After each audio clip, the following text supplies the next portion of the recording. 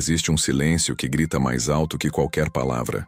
É um tipo específico de silêncio, um silêncio que ocupa espaço, que tem peso. É o silêncio que você encontra quando busca o corpo da sua esposa e encontra um muro. Não um muro de tijolos, mas um muro de indiferença, que é muito mais impenetrável. É a humilhação silenciosa, a agonia lenta de se sentir como um mendigo dentro do próprio quarto, um estranho na própria cama, implorando por uma migalha de conexão que antes era um banquete, farto e natural. Essa sensação não destrói apenas o desejo, ela corrói algo muito mais fundamental, a sua dignidade. Ela planta uma semente de dúvida na sua mente que floresce em uma árvore de ressentimento e autodepreciação, cujas raízes quebram a fundação da sua masculinidade e do seu amor próprio. Você começa a se perguntar: onde foi que eu errei? O que há de errado comigo? E nesse labirinto de autoquestionamento, você se perde. E se eu te dissesse que a sua bússola para sair desse labirinto está apontando para a direção errada? Que toda tentativa de consertar isso, as conversas intermináveis, as súplicas, a tentativa desesperada de ser mais legal, de comprar flores, de fazer todas as vontades, é exatamente o que a empurra para mais longe? O paradoxo é que o caminho para reacender o desejo dela não é se aproximar mais, mas sim se afastar de uma maneira específica, controlada e poderosa. Não é um afastamento de raiva, mas um afastamento de redescoberta. Neste vídeo, eu não vou te dar frases prontas ou truques de manipulação baratos. Isso seria um insulto à sua inteligência e à complexidade do seu relacionamento. Eu vou te entregar a ferramenta mental estoica, forjada no fogo da filosofia antiga, que te permitirá parar de mendigar por afeto hoje, reconstruir seu autorrespeito tijolo por tijolo e criar o vácuo necessário para que a atração dela por você possa respirar, sentir sua falta e, finalmente, voltar a existir. A primeira coisa que um médico faz diante de uma ferida que não para de sangrar é um procedimento chamado hemostasia.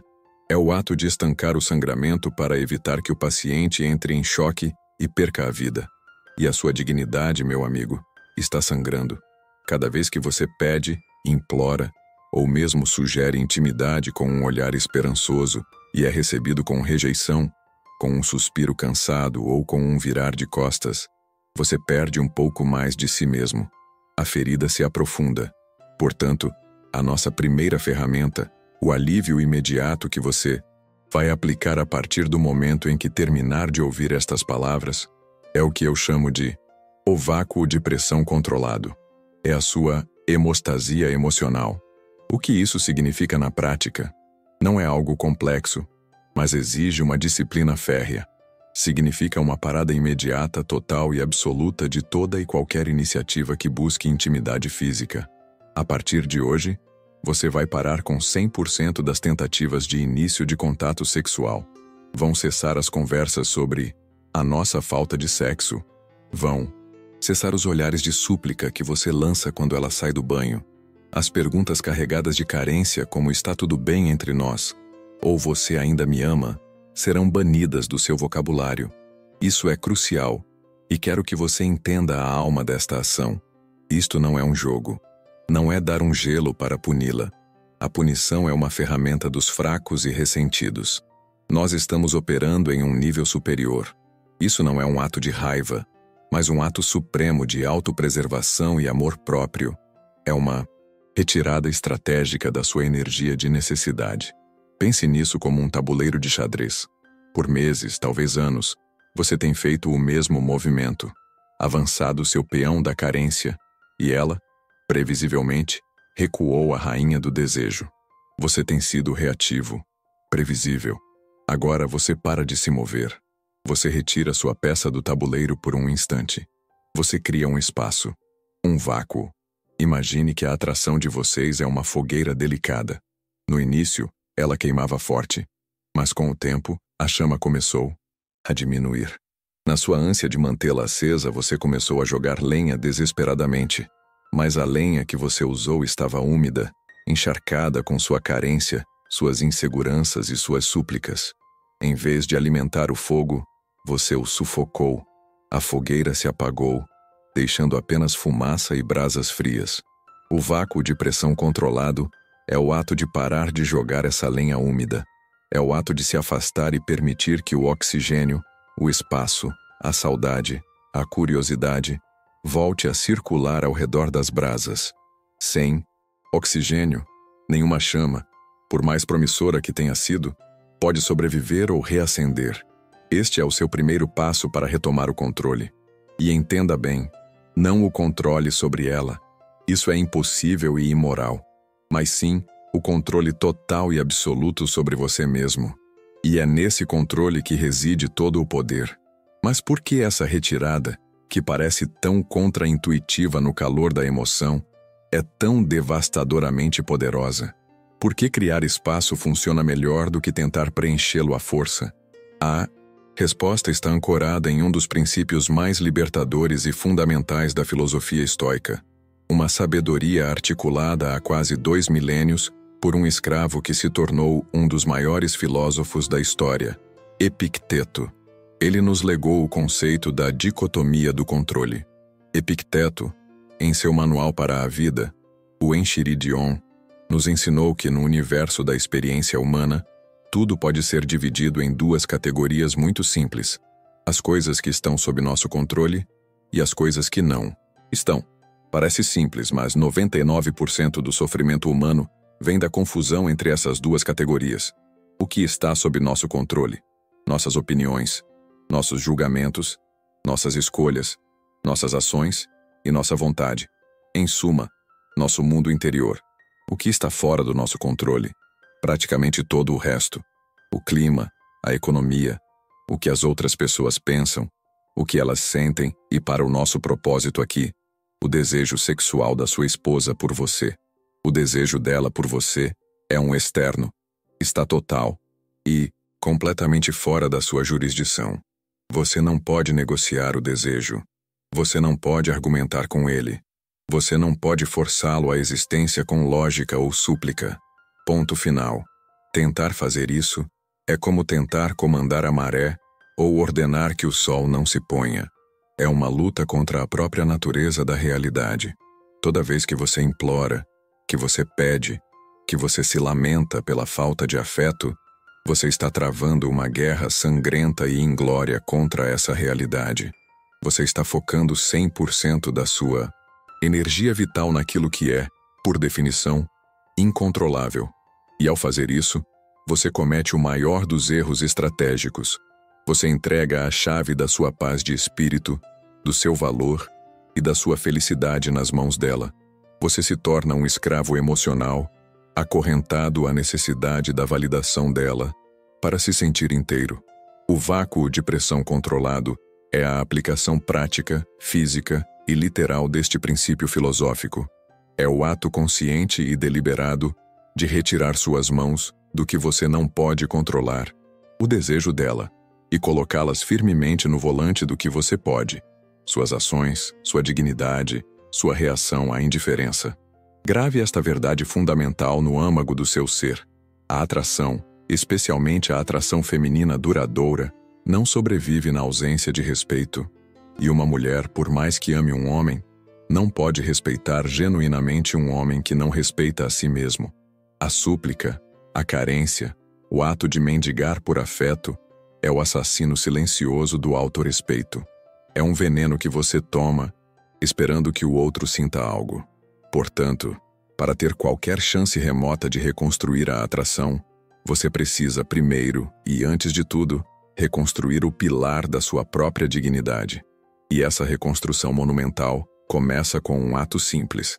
Você para de implorar por aquilo que, para ter valor, deve ser dado livremente. Agora que estancamos o sangramento e entendemos a profunda filosofia por trás da nossa primeira ação, precisamos ir além. Um vácuo, por si só, é apenas um espaço vazio, uma ausência.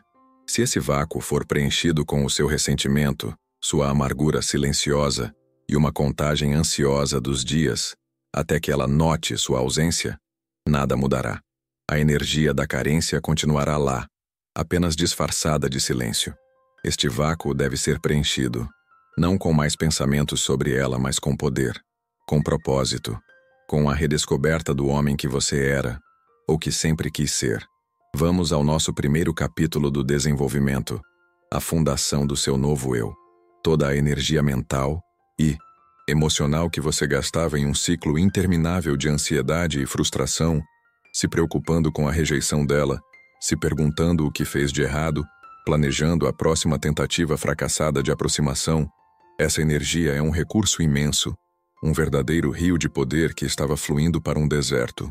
Agora vamos construir uma barragem e redirecionar esse rio para irrigar o seu próprio jardim. Você precisa de uma missão. E quando digo missão, não estou falando de algo vago ou etéreo como ser feliz. Estou falando de um objetivo claro, definido, mensurável e, acima de tudo, masculino, que dependa primariamente de você e do seu esforço. Uma missão é o que tira um homem da cama pela manhã com um fogo nos olhos, que não depende de ninguém mais para acender. Pense em 3 áreas principais da sua vida. Primeiro, a área profissional ou financeira. Qual é o próximo nível para você? Existe aquele projeto ambicioso no trabalho que você tem adiado por medo ou procrastinação? Existe aquela certificação ou curso que pode te colocar em uma posição de maior autoridade e remuneração? Existe a ideia de um negócio paralelo que você sempre engavetou? Escolha um e mergulhe nisso. Torne-se obcecado não pelo resultado, mas pela excelência no processo. Que o seu trabalho seja a sua arte. Segundo, a área física. Seu corpo é a manifestação física da sua mente e da sua disciplina. Como ele está? Treinar para uma maratona, mesmo que você nunca tenha corrido. Comprometer-se a ganhar 5 quilos de massa muscular em 6 meses. Aprender uma arte marcial como jiu-jitsu ou boxe, onde você será forçado a enfrentar seus limites e a cultivar a calma sob pressão. Transforme seu corpo em uma armadura, não por vaidade, mas como um símbolo externo do seu compromisso com a disciplina interna. Terceiro, a área intelectual ou de habilidade. O que você sempre quis aprender? Aprender a tocar violão, tornar-se fluente em espanhol ou inglês, fazer um curso de marcenaria e construir algo belo e útil com as próprias mãos. Aprender a investir no mercado de ações. Uma mente que aprende é uma mente que cresce. E uma mente que cresce é infinitamente mais interessante do que uma mente estagnada na obsessão por um problema. O grande imperador estoico Marco Aurélio, o homem mais poderoso do mundo em sua época, escrevia em seu diário sobre a importância de construir uma cidadela interior, uma fortaleza mental impenetrável, um santuário de calma e propósito que as circunstâncias externas, as traições e as perdas não poderiam abalar. A sua missão é a argamassa e os tijolos com os quais você vai construir os muros dessa cidadela. Quando um homem encontra e se dedica à sua missão, algo mágico acontece com sua energia. Ele não está mais em casa, orbitando a esposa como um satélite carente, esperando por um pingo de validação para se sentir bem. Ele está em casa para descansar, para se reabastecer, para se preparar para a batalha do dia seguinte no seu próprio campo de jogo. Sua presença ganha peso e sua ausência passa a ser notada. Ele se torna um homem interessante porque ele está genuinamente interessado em algo maior do que a dinâmica doentia do relacionamento. E, paradoxalmente, essa energia de propósito focado é um dos afrodisíacos mais poderosos que existem. Enquanto você constrói sua missão, sua presença física dentro de casa também precisa passar por uma recalibração fundamental. A isso eu chamo de indiferença positiva. Quero ser extremamente claro aqui para que não haja mal-entendidos.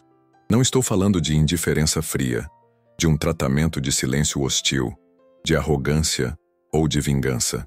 Esses são comportamentos reativos, de um menino ferido. A indiferença positiva é calma, é centrada, é serena. É o comportamento natural de um homem cuja fonte de validação e bem-estar é interna, vinda da sua missão e do seu autorrespeito. Ele não precisa mais da aprovação externa para se sentir em paz. Como isso se parece no dia a dia, em ações práticas? Vamos a alguns cenários. Quando ela pergunta, talvez por hábito, Como foi seu dia? A resposta antiga do homem carente seria um desabafo, uma reclamação, um pedido velado de consolo. A nova resposta do homem em sua missão é calma e baseada em fatos. Foi produtivo. Consegui fechar o relatório X e alinhar o projeto Y. Foi desafiador, mas avançamos. E o seu dia? Você compartilha o sucesso e o esforço. Não há necessidade de afago. Você para de ser o cachorrinho de estimação emocional da casa. Você não. Fica mais seguindo-a de cômodo em cômodo, esperando uma oportunidade de interação. Tenha seus próprios espaços, seus próprios rituais. Chegue em casa, cumprimente-a com calma e respeito, e vá cuidar da sua vida. Leia um livro sobre estoicismo. Ouça um podcast sobre seus investimentos. Vá para a garagem trabalhar no seu projeto de marcenaria. Esteja genuinamente ocupado com o seu mundo. Seu tempo é valioso demais para ser gasto esperando. Você assume a liderança de forma natural e não impositiva. A indecisão constante é uma grande aniquiladora da atração. Em vez de perguntar, o que você quer jantar? Uma pergunta que transfere a carga mental para ela, você afirma com calma. Hoje estou com vontade de pedir comida italiana. O que acha? A decisão está tomada, mas o convite é educado.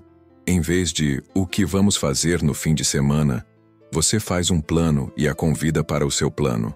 No sábado, estou pensando em fazer uma caminhada naquela trilha nova na serra. Saímos às 8h, se quiser vir. Você tem um plano para a sua própria vida. Ela é bem-vinda para participar, mas o trem está saindo da estação, com ou sem ela. Essa liderança não é tirania. Pelo contrário, para uma energia feminina muitas vezes sobrecarregada com 1000 decisões diárias, uma liderança masculina calma e decidida é um alívio. É a demonstração, por ações e não por palavras, que você é o homem, o líder da sua própria vida e, por extensão, o pilar da família. Você não precisa da permissão ou aprovação dela para cada pequeno passo. Esta autossuficiência cria um campo de força de respeito ao seu redor. Esta é a etapa mais avançada e delicada de todo o processo. Ela só pode, e só deve, ser tentada depois que as fundações da sua dignidade, com o vácuo de pressão, da sua missão e da sua indiferença positiva estiverem sólidas e se tornado a sua nova natureza. Tentar aplicar estas técnicas antes do tempo, quando você ainda está operando a partir de um lugar de carência, irá falhar miseravelmente e parecerá manipulação barata. A atração entre o masculino e o feminino é como a eletricidade. Ela depende da polaridade, da diferença de potencial entre dois polos, um polo positivo e um polo negativo.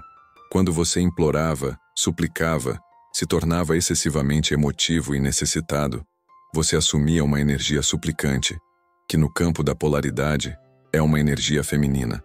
Com dois polos iguais, a corrente não flui. A atração de vocês entrou em colapso. Agora, com seu novo centro de gravidade, precisamos reiniciar essa polaridade. Como fazemos isso? Através de pequenos atos de liderança e tensão, executados sem qualquer expectativa ou necessidade de um resultado sexual. A intenção é a chave. Primeiro, o toque não sexual. O toque é a linguagem mais primitiva da conexão. Ao passar por ela na cozinha, enquanto ela está de costas, coloque a mão firmemente na base das costas dela por um único segundo e continue andando sem quebrar o seu ritmo. Não olhe para trás. Não espere uma reação. Não diga nada. É um toque que diz de forma subconsciente: eu estou aqui, eu sou o homem, eu te vejo, e nada mais. É um toque de presença, não de petição. Segundo, o humor e a provocação leve. Lembre-se de como vocês eram no início. Havia brincadeira, havia um desafio saudável. Recupere isso. Se ela está usando uma roupa nova e pergunta, gostou? Em vez de um elogio carente e previsível como, nossa, você está linda? Use uma provocação confiante com um sorriso no canto da boca. Acho que vou ter que ficar de olho em você hoje. Vai dar trabalho. A energia é completamente diferente. É confiante, masculina e divertida, em vez de necessitada e bajuladora. Terceiro, crie encontros, não conversas. Uma vez por semana ou a cada 15 dias, chame-a para um encontro. Mas a estrutura desse convite é fundamental. Não diga, o que você acha de sairmos na sexta? Diga, sexta-feira, às 20h, nós vamos sair. Use aquele vestido preto que eu gosto. Eu cuido de todo o resto. Veja a diferença? A primeira é um pedido de permissão. A segunda é uma liderança assertiva e sedutora. E o encontro não deve ser uma armadilha para uma DR. Discutir a relação. O foco é 100% em diversão, em criar uma nova memória positiva. Leve-a a um lugar diferente. Façam algo que não fazem há anos. O objetivo aqui, e quero que isso fique claro, não é o sexo no final da noite. O objetivo é reconstruir a conexão emocional e a tensão sexual. É lembrá-la, através de ações, de que por baixo do marido previsível e carente que se tornou, ainda existe o homem confiante, o líder, o amante divertido e um pouco perigoso pelo qual ela se apaixonou um dia. A atração será a consequência. O sexo, quando acontecer, será apenas o sintoma natural da atração que foi reconstruída, não a causa dela. Veja o caminho que percorremos juntos hoje. Saímos de um lugar escuro e apertado de humilhação e súplica, um lugar onde sua felicidade dependia inteiramente de uma resposta externa que você não controla, para um lugar de poder, dignidade e propósito, onde sua felicidade é forjada no fogo da sua missão, dentro da cidadela interior do seu caráter.